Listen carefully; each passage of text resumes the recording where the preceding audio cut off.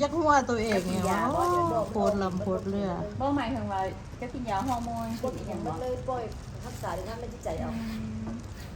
นี่ล่ะเพิ่นว่าห่างไก่ธรรมะละหมานมาเข้าสิ่งใจนะแม่นแท้นะงุดกินกินบ่ได้นอนบ่หลับวุ่นวายนำโทรศัพท์ คนล้มหัวล้มงอนไม่คนรักคนออกจากเงินคนนั่งไม่นึ่งได้คนนั่งแล้วเขาจะนั่งให้เราขับรถเมื่อเราเขาจะ โอ้ย ขึ้นอาบน้ำอาบน้ำแล้วเขาจะขึ้นเสียแล้วเป็นก็บัด นอนม่วนนะเนาะ นอนแจ้งบนพิธี ติ้งหนองสิให้ไปนอนได้จังไดเข้าไปปุ๊บถ่ายวิดีโอปุ๊บเพิ่นว่าบางทีก็นั้นอันนี้น้องสาวค่อยก็บอกตูจะบ่มักกะเฮ็ดแคปคัดออกให้มันเป็นช็อตวิดีโอนั่นนี่ มันนี่ผู้เฒ่ามันนี่น่ะกลัวสิเฮ็ดได้แก้วเอ้ยวิดีโอนึงก็บ่กลัวสิมันโพสต์ลงอันช็อตได้เนาะเพราะว่าเขาไปคัดนี่อยู่เด้โอ้ยเอ้ยก็บ่ได้เก่งปานพวกเจ้า คันเฮ็ดโชดเจ้าก็ต้องไปคัดลายดอก เจ้าถ่าย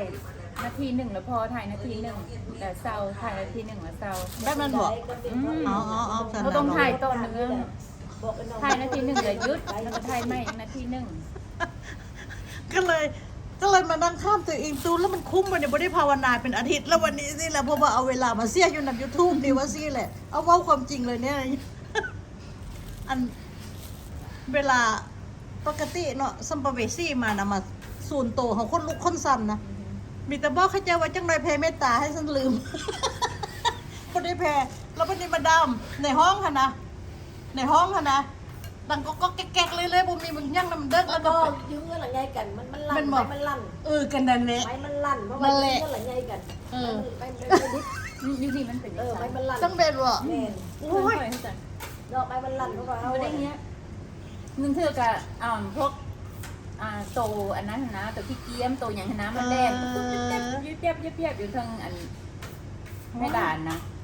ถ้าบำมีนั่งเราก็ไม่ได้ภาวนาเป็นวิทย์ละ บ่ได้แม่นหยังดอก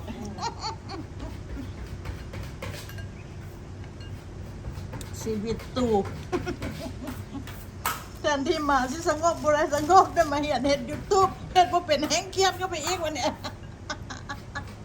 แต่บ่เป็นหยังมันกระท้าถ่ายไม่มักได้เพราะว่าเห็นให้เลยว่าสิปึกปันนั้นบ่เนี่ยใส่คำถามตัวนี้นะว่าค่อยสิปึกปันนั้นบ่คือบ่มีความสามารถว่าเป็นคนมาค้าถ่ายนะ ตัวเองนี่แหละ แล้วมันยังดอกค่อยเห็นว่าเจ้าเนี่ยเป็นคนแบบมักเว้าน้ำคนอยู่แล้ว เจ้าเป็นคนแบบมักไปลมหันลมหนีกับคนแล้วเจ้าก็มักถ่ายวิดีโอ อือฮึ แล้วก็แทนที่สิปล่อยให้มันแบบผ่านไปซื่อๆเจ้าก็ถ่ายไว้แล้วเจ้าก็เอาลงในซองเจ้าไว้อย่างน้อยเจ้าก็ได้กลับมาเบิ่งคือค่อยเฮ็ดไปที่แรกนี่ค่อยบ่ได้คิดว่าสิมาเฮ็ดจริงจังจังซี่เนาะเพียงแต่ว่าค่อยเฮ็ดคิดว่าเฮ็ดไว้ให้ลูกเบิ่งเพราะว่าลูกเป็นคนแบบต่างคนต่างอยู่หั่นนะกับลูกนะบ่ได้ว่าสิมาลมกันคือมื้อแล้วสิมาเว้าสู่ลูกฟังว่ามื้อนี้แม่เฮ็ดนั่นลูกเฮ็ดนี่ อันนี้ก็ ค่อยก็เลยเลือกว่าค่อยเฮ็ดค่อยสิบันทึกชีวิตอยู่ประเทศลาวค่อยไว้ยังน้อยท่านค่อยตายไปแล้วลูกค่อย ก็ได้เบิ่ง ก็ยังได้เบิ่งว่าแม่อยู่ลาวแม่เฮ็ดนี่เนาะแม่ไปหันมานี่เนาะแม่ก็มีความสุขเนาะอย่างซี่นะ นวดบ่นวดธรรมดานวดบ่นั่งอาลีถามเลยว่ามันนี่องค์นวดบอกกันเลยบอกถามถามพระสนมก่อนเหรอ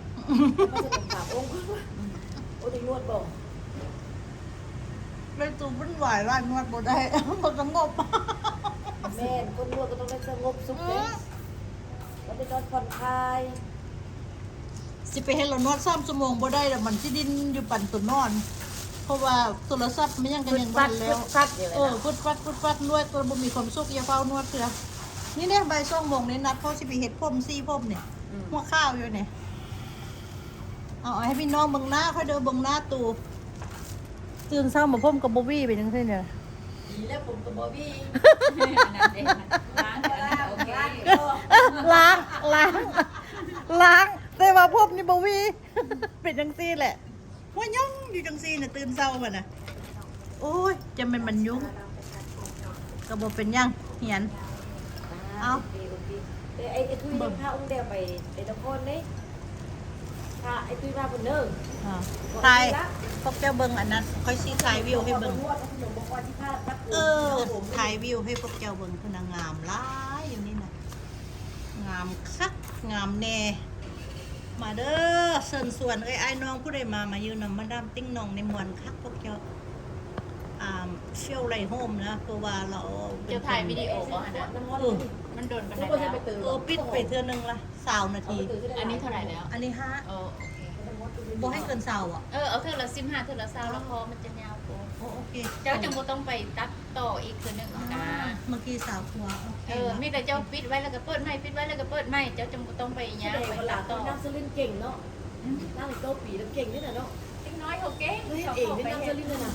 จักโพสต์เองถ่ายเองโพ โค ส ตร ต์ เอ เอง ง แม่ก็ไม่ได้เก่งพ่อก็ไม่ได้เก่งที่จะลูกคิดเองเนาะนางนี่ก็ลูกเก่งเถอะสลินนี่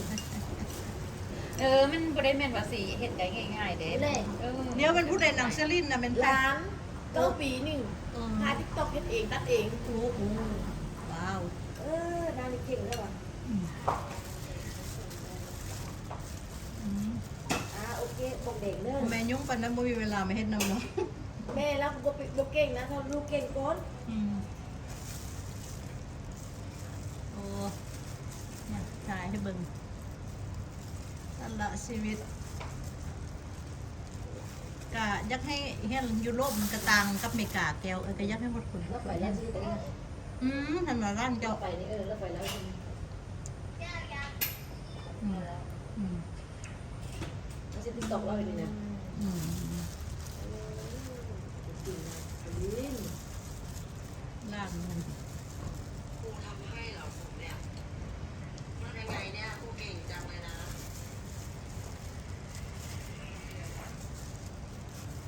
ไปถ่ายชีวิตคนเมืองฝรั่งให้เบิ่งพี่น้องถ่ายทั้งชีวิตเมืองฝรั่งเมืองอเมริกา แล้ว ละ สิบอยก็ก่อย3 คนแบกอันโต๊ะเข้าไปได้ไว้ครับ พี่ซีเรียนครับเล่น ไป3 คนแล้วแบกเข้าไปได้ป่ะนี่ บ่เป็นพูดเราบ่เป็นบอก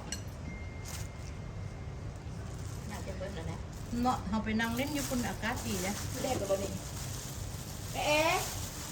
ง่ายแล้วนี่ง่ายโต๊ะเลยไงเอ้ย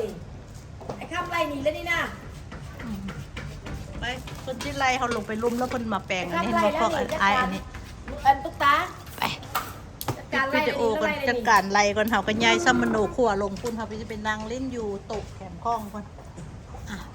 จักหน่อยเพิ่นให้ฟัง